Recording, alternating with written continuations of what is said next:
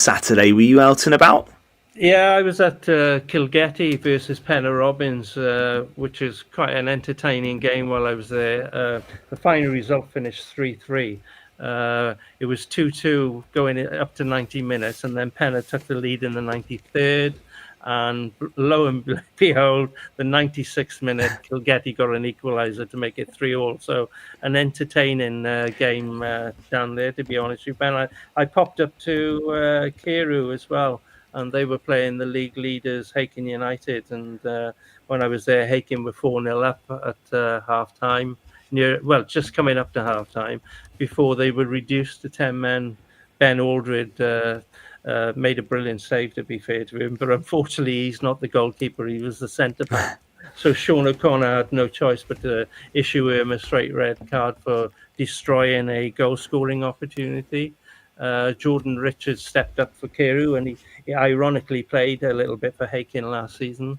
And they were hoping to get a goal back, but unfortunately he skied it over the bar. So not a great finish from Jordan. He wouldn't have been happy with that.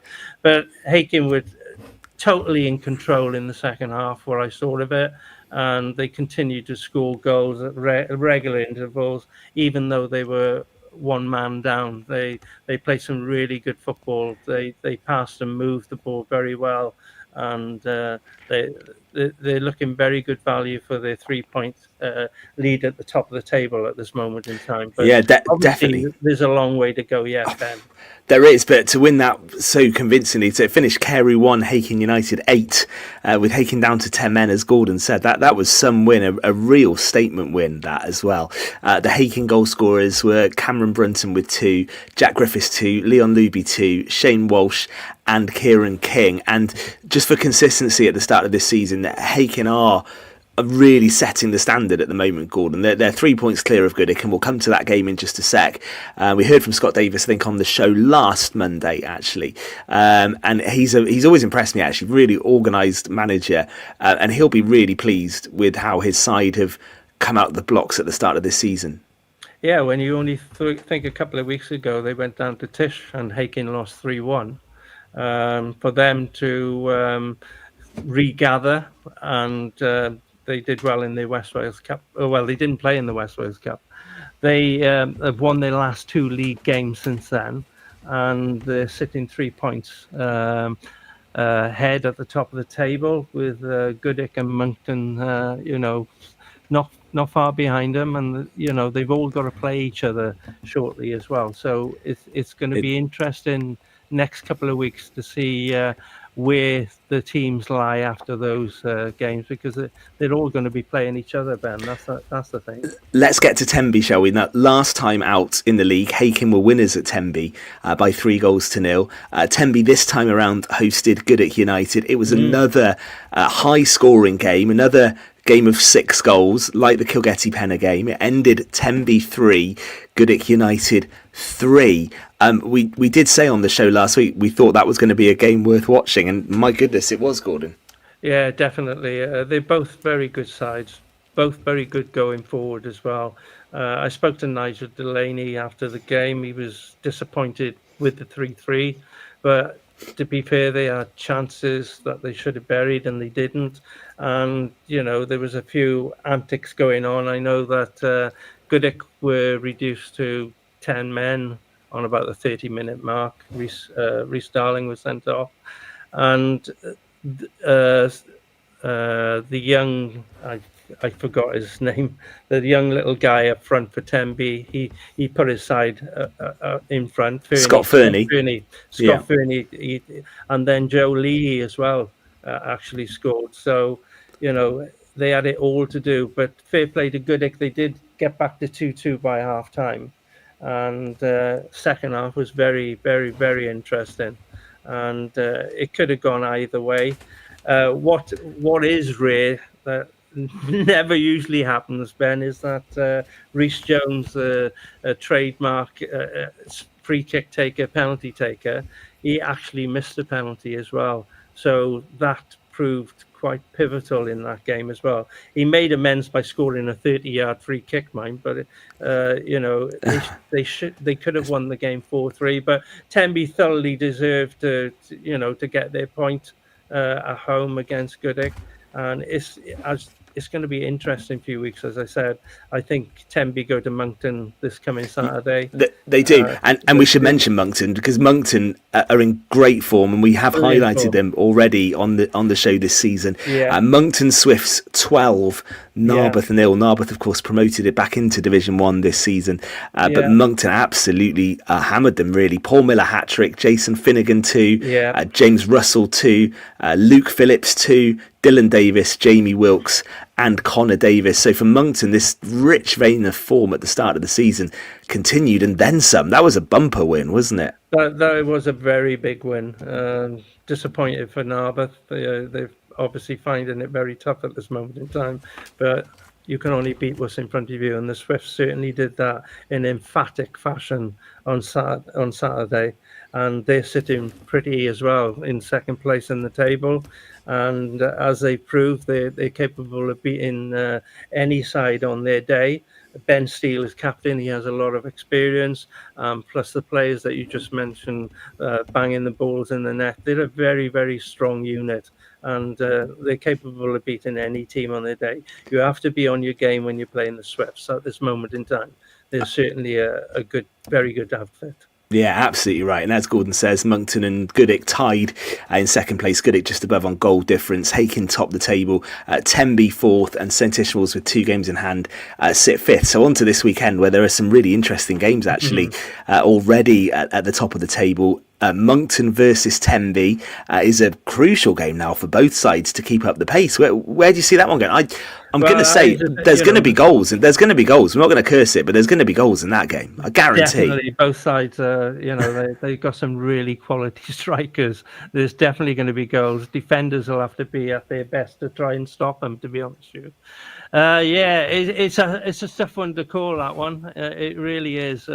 Moncton won the title back in, I think it was 2019, so they'll be chomping at the bit to try and regain the title after 6-7 years, and they're capable of doing it. As I just said, the Tenby, very good side. You've got Joe Lee, who played Welsh League football for Haverfordwest. He's there, the talisman. He played many seasons for Merlin's Bridge when they won the West Wales Cup and Senior Cup. So there's bags of experience in both sides. It's going to be a cracking game. Get down to Moncton Lane and watch it. Ben, there should be plenty of goals in that one. There's going to be goals there. Goodwick United are home to St Ishmael's. Hakin go to Kilgetty next weekend as well. So another interesting round of matches that we'll keep a close eye on, because it is so close at the top of the table. And if this is a Goodwick team in transition, they'll still be happy they're second. There's not that many points between them and Hakin as yet. It's going to be a decent race, I think. They won't be pressing the panic button yet, and they have got a very tough game on Saturday, which Nigel Delaney pointed out. St Ishmael's are a very dangerous side. They've already beaten Hakin as well. They had an excellent result on Saturday, winning in the West Wales Cup. They won 5-1.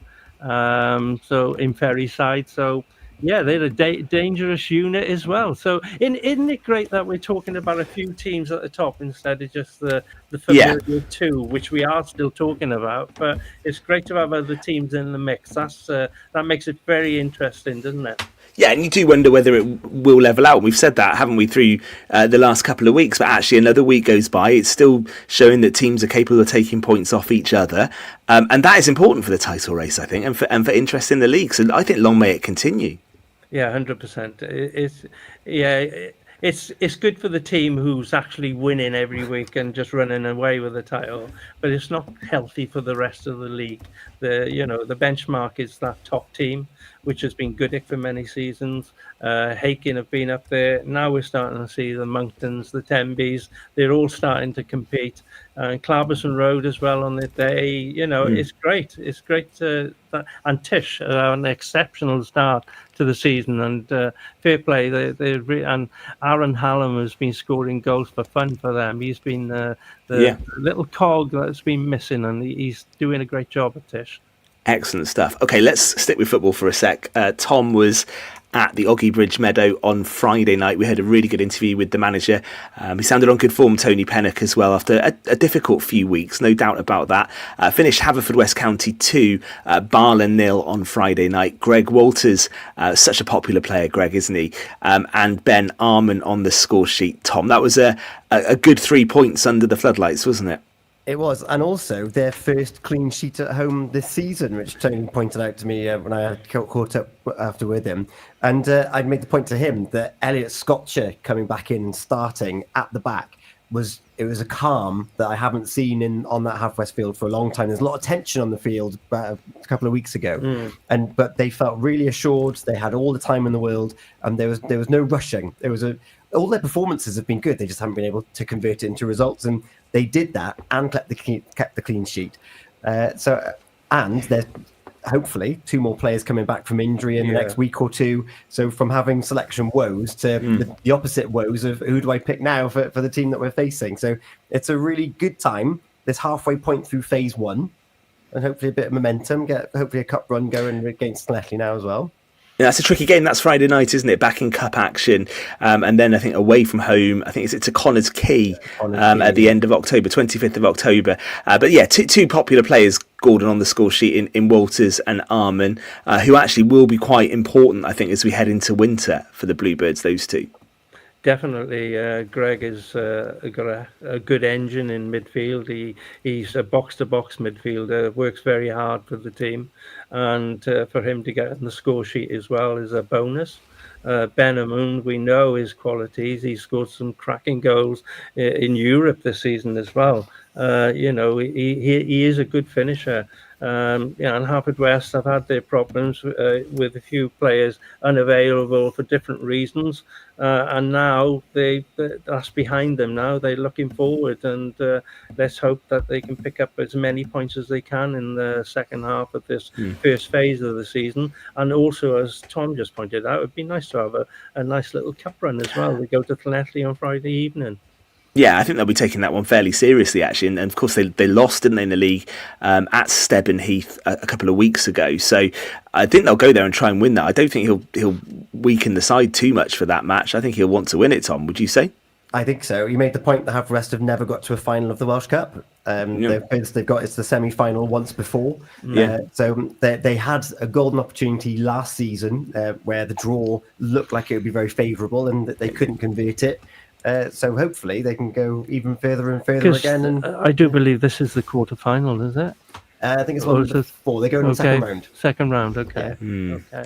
Yeah, it's good luck to the Bluebirds. It'd be good to see them get a win against Llanelli and actually just get a bit of momentum, put some results together, which I think will set them up then going into November. And you want to hear Tom's interview with Tony Pennock, and also a really good interview featuring the ladies and girls section at Haverfordwest County as well, with Mikey Loveridge in the first hour. You can listen back on the website on the catch-up button very soon at purewestradio.com.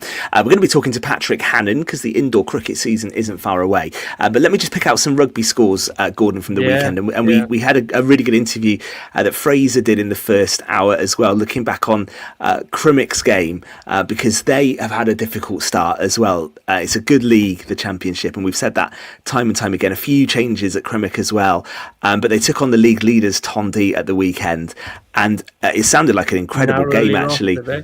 Yeah, they lost by 48 points to 40 and just looked like they might get a victory over the line. And it's kind of when your luck's not going with you, those sort of matches do go against you. But maybe that's something they can use just to turn that corner. It's incredible, really, Ben, to score 40 points at home and not win the game. I mean, that's a lot of points on the board.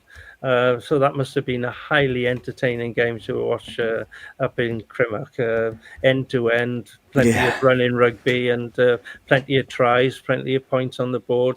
Yeah, it would have been an excellent and a great effort from Crimmock. As you said, they haven't had the greatest start, but they certainly showed a lot of character to do that against the league champions, the league leaders, as I said, to put 40 points on them at home and then still not yeah, they must have got a bonus point. I would have thought they must have scored more than 4 tries. They got 4 tries, yeah. So Well, they got the yeah, bonus point. yeah. That's good as Yeah. well. So But again, excellent. if you're scoring that many against the league leaders as well and racking up a bonus point as well, you would say we're going to win that game. But when your luck's not with you, it's just not with you, is it? Unfortunately, that's the way rugby goes, isn't it? Yeah. Or any sport. When lady luck's with you, it's fine. But when it isn't, everything seems to go against you. Yeah, Tenby United actually bounced back because they were beaten last time out. And we heard some Yeah. reaction from John Evans last week on the show. He'll have been pleased that his side got the victory. Or again, though, it was another close match. Tenby United 36, Swansea Uplands 27. Dom Coleman from number Dom 8 for Coleman Tenby, playing 2 number 8. tries. Yeah, he's a fine player, Dom. He used to play for Pembroke. He's come over and he will make a big difference to them playing in the back row there. So, yeah, that's a great result for Tenby. They're a team who are capable of doing very well in this division, I believe. Jonathan Evans and their coaching staff, Ozzy Boswell and the likes, they know their rugby inside out, and the boys respond to what they're telling them. So tactically, they'll be very astute. I know that. The feature game on pembrokeshiresport.co.uk sounded a good one as well. A big Nayland, crowd at Nayland. It finished 45-22 to Nayland. 11 tries were scored in that game. So again, if you wanted to watch some flowing rugby, Gordon, that was the place to be on Saturday. Yeah, highly entertaining at the athletic ground on Saturday, and Nayland got a very, very good side there. They've they got the Evans boys. I know Rio Phillips is playing very well at 10. His first season at senior level. He's slotted in very well. He's kicking the conversions and penalties. But Ollie Rotherow, a full back, he's a dangerous player. He likes to run from deep. So, and Nayland have got a decent 15, and they could do very well this season. But there's a lot. What's good about that league? There's a lot of other Premiership sides in there. You've got Haverfordwest, Milford. You got obviously we count Cardigan as well. So it's nice when you get those derby games because you get a lot of spectators go into the games because they can remember their days when they played against those type of teams, and they're playing in Division 3 West. It's a Pembrokeshire flavours to it. Yeah, I was going to mention 2 more actually before we just take a quick break because Milford Haven had a good win. They beat Amman United by 40 points to 31, so well done to Milford. And also the St David's game, we should mention that as well because you don't see that often. They were away to Newcastle Emlyn's development side was St David's, and St David's scored right at the end a try from George Raymond, and it finished Newcastle Emlyn 25, St David's 25. Yeah, you've got to hand it to teams like St David's. They struggle to get numbers, obviously, with the geography of St David's, but they full of endeavour. As Fraser has played for him over the years, he's a St David's lad. I know exactly Jack Dudley and the people like that. They do a tremendous job at that club, and it's always nice to see them get a win. But what is unfortunate, Langham couldn't field a team on Saturday. It's sad to see that as well when you can't get numbers. It would be good to see a few boys coming out of retirement or whatever to make sure they can fulfil their fixtures because it's important. I mean, they got a 140-year history as well, so it's important to keep that going. Okay, have a look at pembrokeshiresport.co.uk as well for some coverage and photos and match reports from the weekend. We are going to be back in a few moments' time for the final part of tonight's Pure West Sport. Eaton-Evans and Morris Solicitors have traditional values, but they